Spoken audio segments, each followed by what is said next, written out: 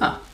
Now, I don't know if you've ever been in a place where you've come back from a youth conference like Soul Survivor feeling on fire. Like you're going to turn your life around, you're going to go out into the world, you're going to tell all of your friends about Jesus, and you're going to make every day about seeing massive and powerful encounters and miracles. And then a few weeks go by and you haven't seen the change that you wanted to see. And you kind of feel that passion draining a little, and then within a month or two, you feel like back how you were before you went. I don't know about you, but I've felt that spiritual come down. But why does it happen?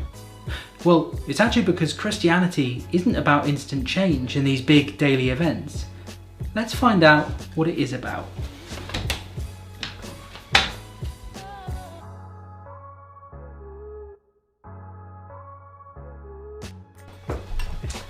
So, the sign of Christian life isn't seeing change instantly.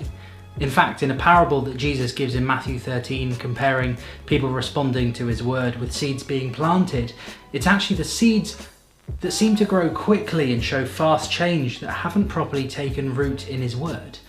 And those seeds that have received his word, they grow their roots deep into the soil long before you see the plant start to grow. And that's not the only parable comparing Christian life to how plants grow. The kingdom of heaven is like a mustard seed. Jesus is the vine and we are the branches, and that's no mistake. There's a reason that these plant-based examples are given.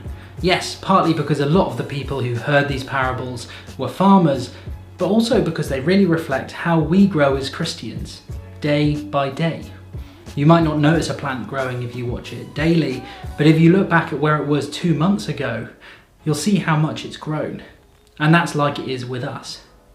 Now, it's also true that in the same way that if a plant isn't in the right environment or not taking in the right nutrients, then it won't grow properly. Well, that's like with us. If we're not really spending any time with God and using unhealthy or sinful things to feed us, then we're not going to grow as much, or we'll start growing in the wrong direction. So, if we want to see that spiritual growth, then it's good for us to spend time with God and listen to his voice. And remember, that growth will happen slowly.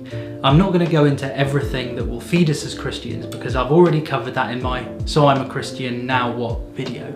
So you can go check that one out next. So no, I'm not going to give you the 7 steps to see instant growth in your faith because that's not how Christianity works.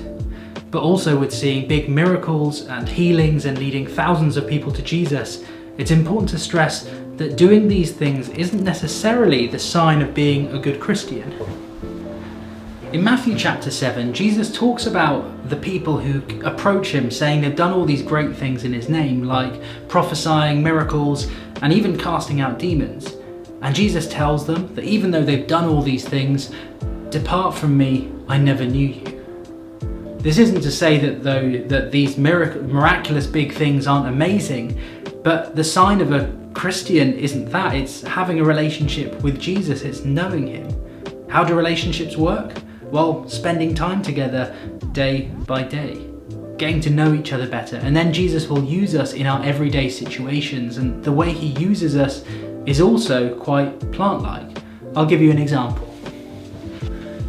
So I've shared my faith with people before and felt discouraged when they didn't give their lives to Jesus then and there. But actually that's all right, because it turns out faith doesn't always work like a switch where it's either on or off. It's more like a scale. So although I may not have seen them converted, I've actually helped them go from a -6 to a -4.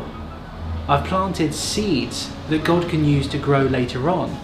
And so when I have led people to Jesus, it's not actually because of my conversation with them then and there, it's because others have planted seeds before me with their prayers and conversations and just personal relationships with that person. Quite often, the miracles that we see don't just come out of the blue. Rather, they're a result of these seeds being planted through so many conversations and prayers by us and other people. Now, the reason we see so much happening at these youth conferences, for example, is that so many people have spent months and months praying into them. So don't be discouraged. In your prayers, conversations, and the way you live, you're planting seeds for God to grow. You know, when I started writing this video, I didn't think I'd actually be talking about plants so much, but actually it turns out to be a great analogy because, Christian, your growth happens gradually and your roots start growing down and the Holy Spirit works within you before you even start to see an outwards change. The Spirit is working within you right now. You'll grow healthier and in the right direction when you're getting the right nutrients from God, listening to His voice, spending time with Him, and actually in community with other Christians. And also, don't get discouraged if you're not seeing visual miracles and people coming to Jesus every day. God is using you where you are to plant seeds every day that God can use to do amazing things with. But for now, I'll see you next time.